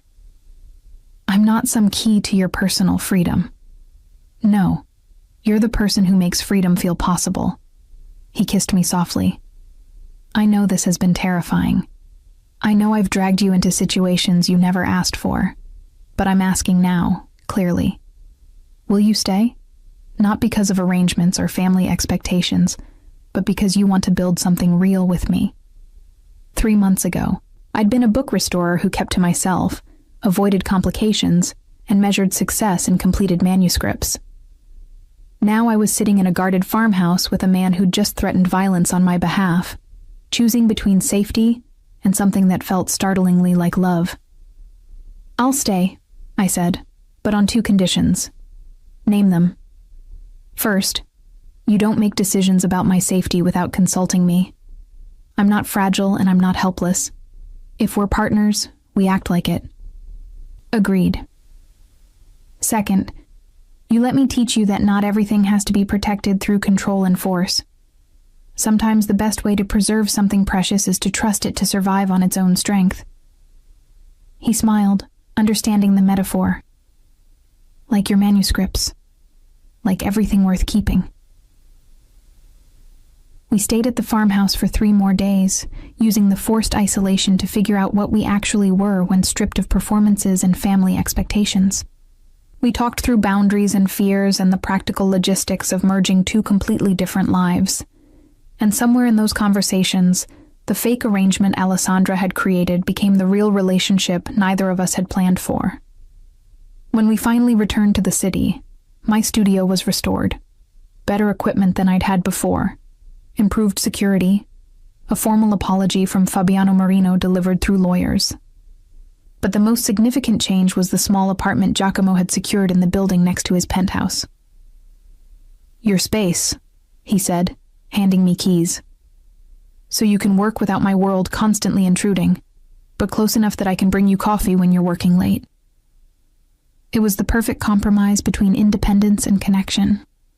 That night, lying in his bed with the city lights painting shadows across the ceiling, I said, "Your father asked me 8 weeks ago if I was falling in love with you. What did you tell him?" That I was, past tense, uncertain. I turned to look at him. But I'm not falling anymore, Giacomo. I'm there, completely terrifyingly there. His arms tightened around me. Good. Because I've been there since you told me my chocolate preferences were uncivilized. I never said that. You implied it heavily. That's different. He laughed, and I felt the sound rumble through his chest into mine. This was real. Complicated and dangerous and nothing like the life I'd imagined. But real in ways that mattered more than safety. Outside, the city continued its endless rhythm. Inside, 2 people who'd started as strangers in a kitchen figured out how to become partners in something bigger than either had anticipated. The call came at 4 a.m, 3 months after Giovanna Marino's forced exile. I woke to Giacomo already on his phone, his voice clipped with the kind of controlled fury I'd learned meant serious trouble. He was out of bed, pacing naked to the window, silhouetted against pre-dawn darkness. When? A pause. How many? Another pause, longer. Keep her there. I'm coming now. He ended the call, and I was already sitting up. What happened? Alessandra's apartment was broken into. She's safe. She was at a friend's place. But whoever did this left a message. His jaw tightened. Addressed to me. I was out of bed, pulling on clothes. I'm coming with you. Julia. Don't. We agreed. Partners means I don't sit home waiting while you handle crises. He studied me for 3 seconds, then nodded. Get dressed. We leave in 5. Angelo met us in the lobby with 2 other security personnel I'd come to recognize. The drive to Alessandra's apartment was silent, except for Giacomo's rapid-fire calls, mobilizing resources and information networks. The apartment looked untouched from the outside. Inside was a different story. Nothing had been stolen. But every surface, every wall, every mirror had been marked with the same message in red paint that I hoped was just paint. This could have been her. Alessandra stood in her living room, wrapped in a blanket despite the summer heat, shaking slightly. I went to her immediately while Giacomo surveyed the damage with Angelo. "I'm okay," she said before I could ask. "Just shaken. If I'd been home.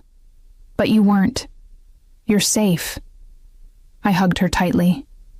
"That's what matters." "They're escalating," Angelo said from across the room. "This isn't about territory or business anymore. This is personal." "Who?" Giacomo's voice was dangerously quiet. "Who's behind this?" "Still investigating, but the signature matches the original vandalism on Giulia's studio. Same professionals, same style." Angelo pulled up images on his tablet. "Someone really wants to send you a message." Message received. Giacomo's expression had gone absolutely cold. "Find them. I want names by tonight." Over the next week, the investigation intensified. More security appeared around everyone in the family. My apartment next to his penthouse gained cameras and reinforced doors.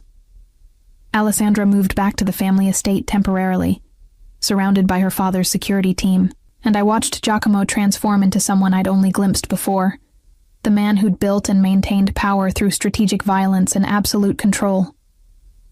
"We have a name," Angelo finally reported one evening. "Not Giovanna this time. Her cousin, Matteo Marino. Apparently he's been in love with Giovanna since they were teenagers, took her humiliation personally. Where is he?" "Sicily. Under Fabiano's protection, theoretically." Angelo hesitated. "Boss, if we go after him..." "We're not going after him. I'm going to have a conversation with Fabiano about family management." Giacomo's tone left no room for discussion. "And if that conversation doesn't resolve things, then we escalate." "Giacomo." I stepped into his office, having heard enough. "What does escalate mean in this context?" He looked at me, and I saw the weight of 15 years of this life in his eyes. "It means I stop being diplomatic and start being what people think I am. A monster. A necessity." He moved to pour whiskey, offered me a glass I declined. "This is why I wanted you to understand what being with me meant, Giulia. These moments where choosing mercy might cost more than choosing violence. So you're planning violence. I'm planning to protect my family by whatever means necessary. If that includes violence, then yes." I should have argued. Should have tried to convince him there were legal, civilized, non-violent solutions. But I'd spent 3 months learning his world. I knew how inadequate legal solutions were when family honor and blood feuds entered the equation. "Then I'm going with you." "Absolutely not." "Partners. Remember? You don't face this alone. This isn't a negotiation. You're not walking into a situation that could turn violent." "Fine. Then I'll wait here while you potentially get yourself killed proving a point about family protection." I crossed my arms. "How's that for partnership?" We stared at each other across his desk, wills clashing with the force of months of learning to navigate each other's stubbornness. Finally, he said, "You stay in the car with Angelo. No arguments, no following me inside, no heroics. Agreed?" "Agreed." The meeting with Fabiano Marino happened 2 days later, at his private villa outside the city. Giacomo brought minimal security, just Angelo and 2 others. A show of confidence rather than force. I sat in the car as promised, watching through tinted windows as Giacomo disappeared inside. Angelo remained with me, tense and alert. "He'll be fine," Angelo said, though I wasn't sure if he was reassuring me or himself. "How often does he do this? Walk into potentially dangerous meetings?" "More often than he should. Less often since you appeared." Angelo glanced at me. "You're good for him. Make him remember there are stakes beyond business and territory." "I'm not sure that's entirely positive." Stakes make people reckless. Or careful. Depends on the person. We sat in tense silence for 40 minutes. Then voices, raised, angry, coming from inside the villa. Angelo's hand moved to his weapon, his body coiling with readiness. But then Giacomo appeared, walking calmly out of the villa with his security. Not running, not fleeing, just walking with the measured pace of someone who'd gotten what he came for. He slid into the car, his expression unreadable. Drive. We were 5 minutes away before he spoke again. Matteo Marino will be apologizing to Alessandra personally within the week. He'll also be compensating her for the trauma and property damage. And he'll be stationed in Sicily permanently, where Fabiano will ensure he learns to manage his romantic disappointments without threatening innocent people. And if he doesn't comply, I asked, then Fabiano loses access to 3 territories he currently enjoys through our family's goodwill. Giacomo's smile was knife-sharp. He'll comply. No violence. Not this time. But the threat was clear enough. He took my hand, lacing our fingers together. Sometimes the anticipation of consequences is more effective than the consequences themselves. You sound like you're describing manuscript conservation. Maybe your philosophy is more broadly applicable than you realized. Back at the penthouse, Alessandra was waiting with Paola and Giuseppe. The family dinner that followed felt like a celebration. Crisis averted, threat neutralized, normal life resuming. Except nothing felt normal anymore. I can't do this, I told Giacomo that night, standing at his window with the city spread below. This life of constant threats and crisis management, and wondering if every knock on the door is another message written in paint or blood. I know. I turned to face him. That's it? Just, I know? What else can I say? You're right. This is my life. Has been for 15 years. Will be until I figure out how to exit gracefully.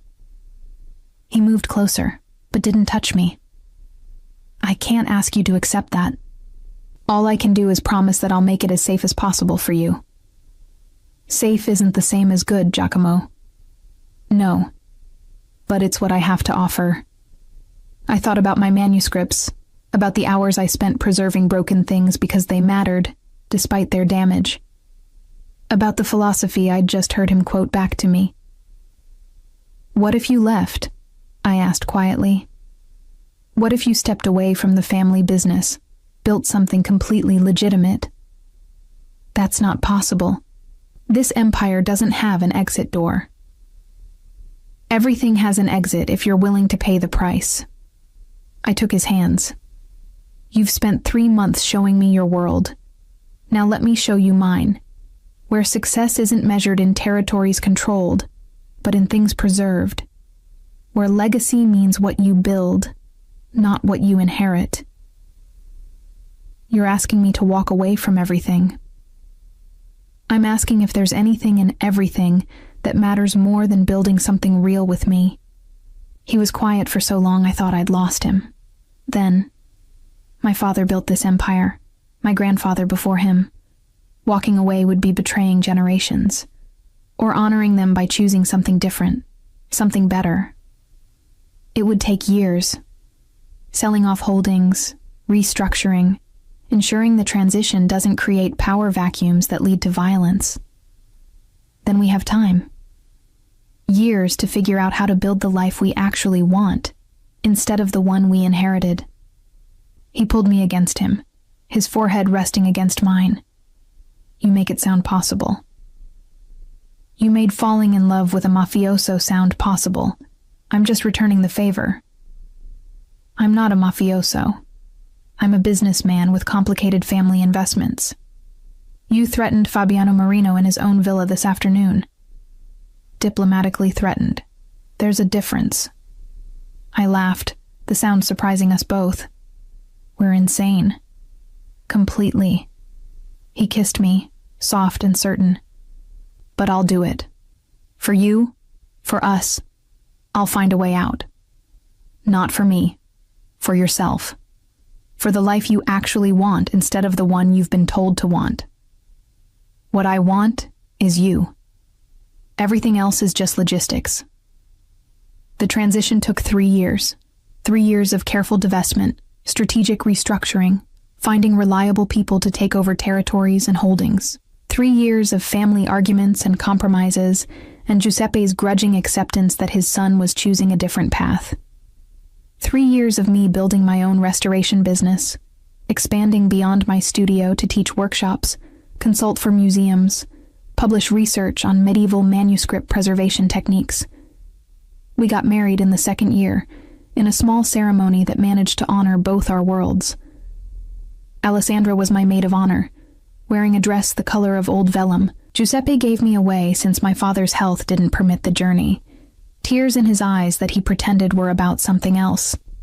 By the 3rd year, Giacomo had transformed the Romano holdings into something almost entirely legitimate. Real estate without the territorial implications, import-export without the shadow dealings, investments that could be discussed in public without careful euphemisms. I kept 3 things, he told me one evening, showing me the final portfolio. The building with the restaurant where we had our first lunch, your studio building, because the rent you're paying yourself is criminal, and the farmhouse outside the city, because that's where we figured out how to be real. You're sentimental under all that careful control, only about you. He set aside the papers, pulled me into his lap. Giuseppe officially retired last month.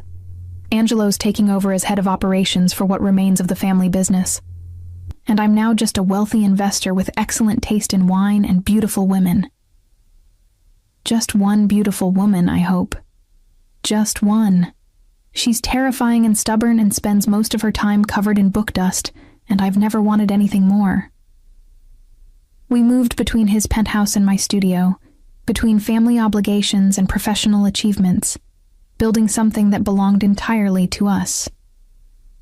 Alessandra flourished in the family business, revealing a talent for negotiation that made her father beam with pride.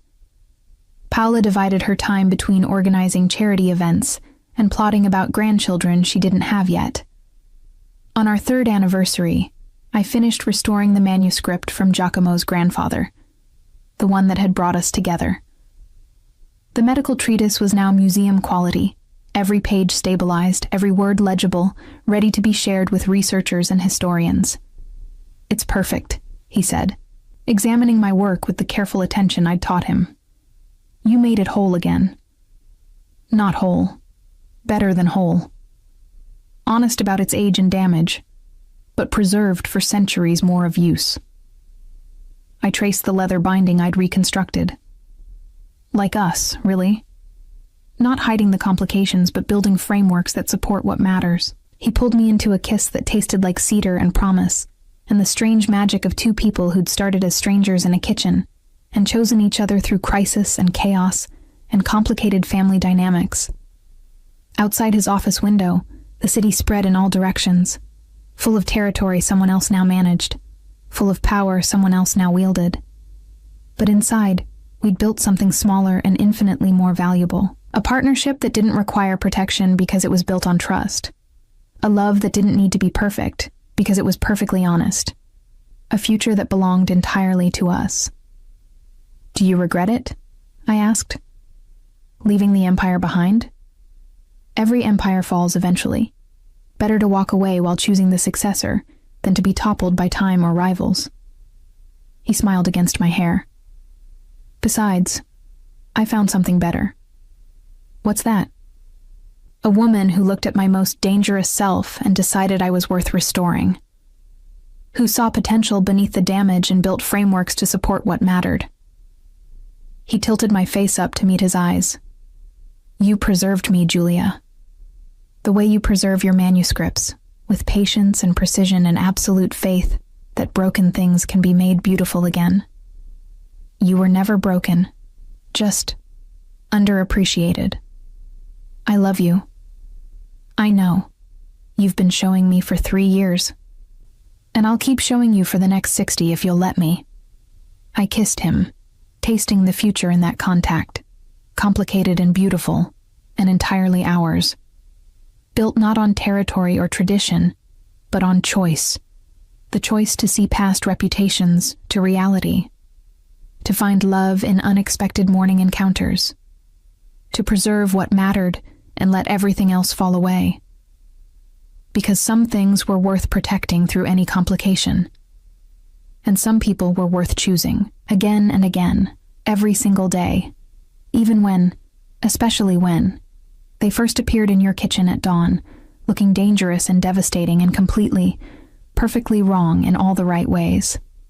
Sometimes the most dangerous risks lead to the most beautiful rewards. Julia and Giacomo's journey from a shocking kitchen encounter to building a life together reminds us that love doesn't ask permission. It transforms everything. Their story shows that even complicated beginnings can lead to extraordinary partnerships when two people choose honesty and courage over comfort. If this story touched your heart, show some love with a like. What would you have done in Julia's place?